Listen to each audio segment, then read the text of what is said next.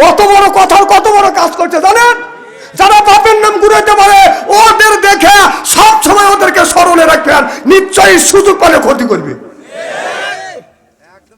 আর একদম ঠিক কথা, অঠিক কথা বাপ সংসারে কবে করছে। তার চাষা করতে, ও চাষা বাড়ির যাও কাকাকে চাষি আমাকে নিষেধ করে, সে জানে বুড়ো মানুষ কষ্ট করে আসে না, তার ভোট হয়ে গেছে। কও কি বাপু, তোমার চাষি আমার 6 মাস আগে মারা গেল, আইসে ভোট দিয়ে গেল, আমার সাথে দেখা করলো না। এই বলে চাষা শিক্ষুর আর লোকজন জমা হয়ে গেছে। পুলিশ এসে বাসি ভু করতেছে, কি হয়েছে চাষা? কয় না, তোমরা পুলিশ মানুষ, তোমাদের কাছে বিচার চাইলে বিচার দেবো। আরে বাবা, আমরা আইনের লোক, আমরা যদি বিচার না দিয়ে দেশে বিচার দিবে। ঠিক আছে, তোমরাই বিচার দাও।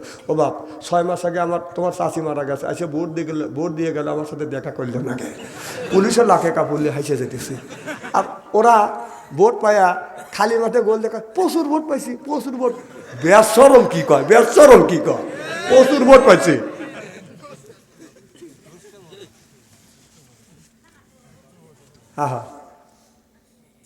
যে বাংলাদেশ জাতীয় সংসদ, আল্লাহ রসুল জাতীয় সংসদ বানাইছিলেন, সেটা হলো আপনার সেই মসজিদে নববীর। সুবহানাল্লাহ জনগণ।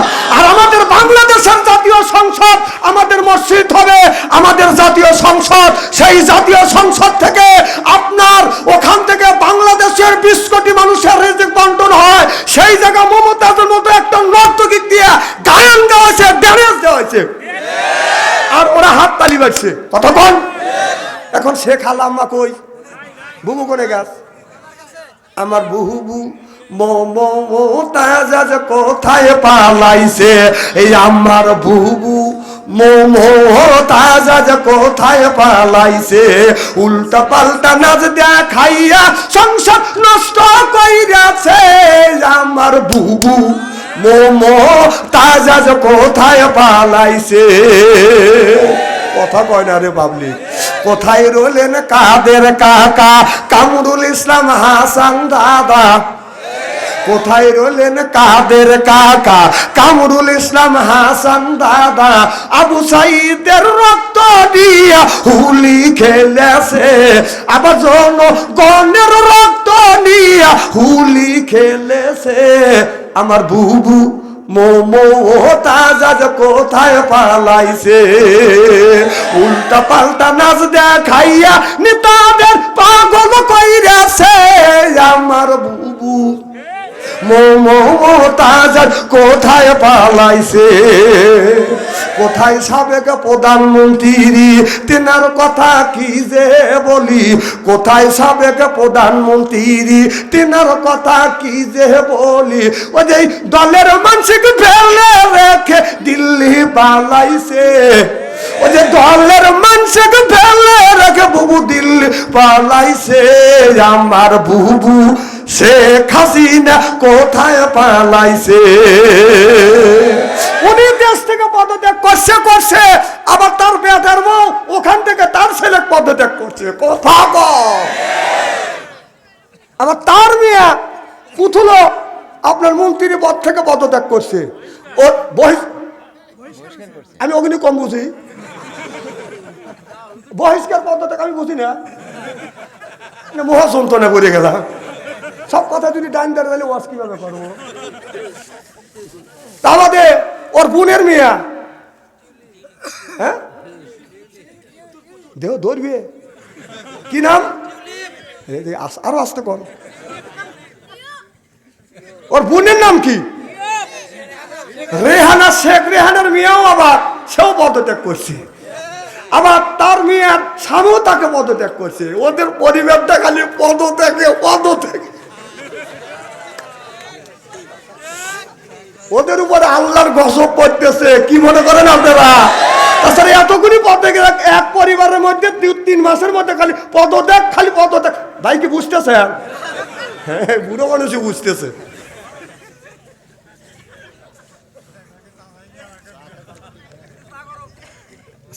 চিনিও তো দেয় নাই আমার। না না, এই শরীরে ডায়াবেটিস করে ধরবে কর।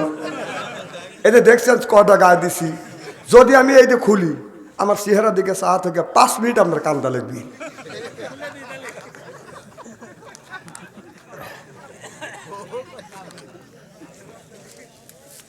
খুব খারাপ লাগতেছে মনে হয়।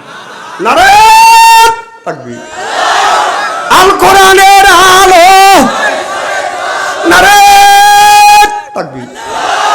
আমার ভাইরা, আমার এ মুসলমান ভাইরা, আল্লাহর হাবিবের প্রিয় উম্মতেরা ভালো করে লক্ষ্য করে শুনে। আল্লাহ বলতেছে, ইয়া আইয়ুহাল্লাযিনা আমানু, ও হে যারা ঈমানের বিশ্বাসী, যারা ঈমান আনছো, কু আনফুসিকুম ওয়া আহলিকুম নারা, নিজে বাঁচো, তোমার আহল পরিবারকে বাঁচাও। এ কথা কার? আল্লাহ বললেন নিজে বাঁচো, তোমার আহল পরিবারকে বাঁচাও। আজকে নিজেও বাঁচলাম না, আহল পরিবারকে বাঁচাইতে পারলাম না। নিজের বয়স বাদান আপনার 60 বছর, এখন পর্যন্ত 60 বছরে বুড়ো বাদান, আজান শুনলে বাদান মসজিদে যায় না। মসজিদে যখন মুয়াজ্জিন আজান দেয়, হাইয়া আলাস সালাহ, হাইয়া আলাল ফালাহ, ওই বুড়ো মানুষ 60 বছরের বুড়ো চাষটারে বসে চা খায় আর সাবিব খানের ছবি দেখে আর বিড়ি টানে। আজান যে হইল বুড়ো, তোর যে 60 বছর বয়স, তুই এখনো যে মসজিদে গেলি না, বিড়ি টানতেছিস আর সাবিব খানের ছবি দেখতেছিস, তোর কি মরা লাগবে না? এখনই কি তোর মরার সময় হয় নাই? এখনই কি তোর মরার ভয় আসে নাই? কথা কয় না। তুই কোন জ্ঞানে কোন বিবেকে আজানের সময় আজান দিলে তা কুত্তা, যখন আজান দেয় তা কুত্তা কয় কথা কয়, কুত্তাটা উ করে। আর তুই কোন জ্ঞানে কোন বিবেকে আজানের সময় তুই বিড়ি টানিস আর সাবিব খানের সাত নূরের ছবি দেখিস? তাহলে তোকে আল্লাহ দুনিয়ায় পাঠায়। আল্লাহ খুব অন্যায় করছে। হ্যাঁ, তোর 5টা মনে একটা কথা কয় না। দাড়ি তো তুই রাখিস না, বুড়ো বর্ষে বিড়ি টানিস। হ্যাঁ, বিড়ি টেনে বোর মুখের কাছে যখন মুখ নেয়, বউ খালি মুখ ঘুরে। স্বামী কয়, তুমি, আমি তোমার মুখের কাছে মুখলে তুমি মুখ ঘুরো কে? বউ কয়, শরমও করে লজ্জাও করে। এই মাত্র তুমি টাটকা বিড়ি খেয়ে আমার মুখের সাথে মুখ লাগাইছো, তোর পাশার সাথে তোর মুখের গন্ধ বেশি। হ্যাঁ, বিড়ি খা, ব্রাশ করতে পারো না, বিড়ি খা, বহু কষ্ট দাও। জানেন, যে লোকটা বিড়ি খায় আর যে খায় না, ওই বিড়ি খাওয়া লোক না খাওয়া লোকের কাছে গেলি এমন গন্ধ জান একবার বাড়া যায়। আপনি জানেন, এরা চিন্তা করে যারা বিড়ি খায় তারা ভাবতেছে যে মুখে বাচ্চান ছেড়ে বিড়ি খাওয়ার বিপক্ষে ফতুয়া দিবে। না না, আমি বিড়ি খাওয়ার বিপক্ষে। কেউ যদি বলে যে বিড়ি খাওয়া হারাম, আমি বলি বিড়ি খাওয়া হারাম না, বিড়ি খাওয়া জায়েজ, 100 কোটি বার জায়েজ। হ্যাঁ, 100 কোটি বার জায়েজ। হ্যাঁ, বিড়ি খাওয়ার একটা জায়গা আছে, লিমিটেড আছে। বিড়ি খাবেন, বিড়ি খাওয়ার জায়গা হলো টয়লেটের ভিতরে। এরা মানুষ বিড়ি খায় আবার টয়লেটের মধ্যে খায়। হ্যাঁ, সি সি সি, এটি যদি হালাল মনে করে খাও, টয়লেটের মধ্যে খাও কে? হ্যাঁ, সি সি সি। জানেন টয়লেটের মধ্যে বিড়ি খালে কত ক্ষতি আপনার জীবনে? যদি কা হুজুর কিভাবে দেখছেন, আমি নিজে দেখছি। রমজান মাস, জহরের আজান দিছে, নামাজ পড়তে যাবো, তা আমি টয়লেটের কাছে গেলাম যে টেস্টেঞ্জা করিয়ে যায়। যা দেখে যে বাবা টয়লেট তো বন্ধই, দুমা গোলোয়া বের হচ্ছে। চিন্তা করি আগুন ধরলো নাকি, না লোক আছে নাকি। যাই আমি নক করলাম, ভিতর থেকে সাউন্ড দিচ্ছি, তাহলে বোঝা গেল মাল ওখানেই রয়েছে। কি কর, সি সি সি। আবার কিছু এই বছর দেখলাম এক বুড়া টয়লেট থেকে বের হয়ে আসছে, মুখ লড়তেছে। কম চাচা কি কি খাও? কা পান খাচ্ছি। কম কোনে গেছিলে? কম টয়লেটে। কম টয়লেট খেলে পান খাইলে? কয় টয়লেটের সময় পান না খালি আমার ভালো লাগে না। সি সি সি, মানুষ পান খায় টয়লেটের মধ্যে। সি সি, পান হালাল মনে করে, হালাল জিনিস খাও, সেটা টয়লেটে যা খাও। হ্যাঁ, সি সি, মেলা মানুষ দেখছে এরকম মানুষ দেয়নি। না না, টয়লেটের মধ্যে যদি তুলে পান খাও, তুই একটু গু তুলে চুন মনে করে খাও। ও এখন লজ্জা লাগতেছে না, ঘিনে লাগতেছে। না না, টয়লেটের মধ্যে তুমি চাপড় চুপড় করে এ মুহূর্তে তুমি পান খাও আর এ মুহূর্তে তুমি ডেলিভারি করতেছ। তোমার 5টা মনে একটা কথা কয় না যে হালাল জিনিস তুমি টয়লেটের মধ্যে কোন জ্ঞানে কোন বিবেকে খাও? আবার কত আবার গুল নিয়ে বসে, তুই গু পড়ালি যে হেলে। ওনারা রাগ করতেছেন আমার কথাটা নিয়ে। সব কথা বলতেছি আপনাদের বাঁচানোর জন্য, এরা বাস্তবের সাথে মিল করে কথা বলি। তেল তেলে ওয়াজ আমি করি না।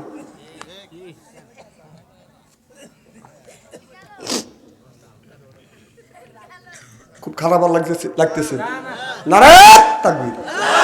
আমার ভাইয়েরা, আমার মুসলমান ভাইয়েরা, নেতা যদি বানাইতে চান এইরকম নেতা বানাবেন। হযরত ওমর রাদিয়াল্লাহু তাআলা আনহু ফজরের নামাজ পড়িয়ে বাদান গ্রামে গ্রামে যা মানুষকে জিজ্ঞাসা করতো, গ্রামবাসীরা ভাই চলে যাবেন? আচ্ছা স্যার, হ্যাঁ এগুলি আমার জ্ঞান আছে যে 1 নম্বরে যাবেন 1 লোক, 2 নম্বরে গেলে এটাও আমি বুঝি টয়লেট, 3 নম্বরে গেলে এটা আমি বুঝি বিড়ির নেশা ধরছি, এ জ্ঞানটা আমার আছে, একবারে অজ্ঞান মনে করে না। 3 আঙুল পর্যন্ত আমি বুঝি, 4 আঙুল তুললে গেলে আমি বুঝবো না। হযরত আমার গ্রামে গ্রামে যাইয়া মানুষকে বললো, গ্রামবাসী রে তোমরা কেমন আছো? গ্রামবাসীরা বলে, ইয়া আমিরুল মুমিনিন খলিফাতুল মুসলিমিন, আপনার রাষ্ট্র শাসনে রাতের বেলায় ঘরে দরজা দিয়েই আমি দরজা না দিয়ে ঘুমাইতে পারি। সুবহানাল্লাহ একটু বললেন না? হযরত ওমর বাদান রাস্তা দিয়ে এইরকম করে বাদান পাহারা দেয়, ঈশার নামাজ পড়িয়ে সব মুসল্লিরা বাদান বাড়ির দিকে যায়। আর হযরত ওমর মসজিদ ঘর ছাইরে বাদান আপনার তিনি গ্রামের মধ্যে ঢোকে। হযরত ওমর গ্রামে গ্রামে যা চৌকিদারের মতো বাদান রাষ্ট্র পাহারা দিচ্ছে, দেখে আমার এলাকার মানুষেরা কেমন আছে। যাইতে যাইতে লক্ষ্য করে দেখে গভীর রাত, গভীর রজনীতে একটা যুবতী মহিলা জ্যোৎস্না রাতে মাঠের মধ্যে দিয়ে টাচ টাচ করে বাদান হেলে দুলে যাচ্ছে। হযরত ওমর মনে মনে চিন্তা করলো, আল্লাহ আমার রাষ্ট্র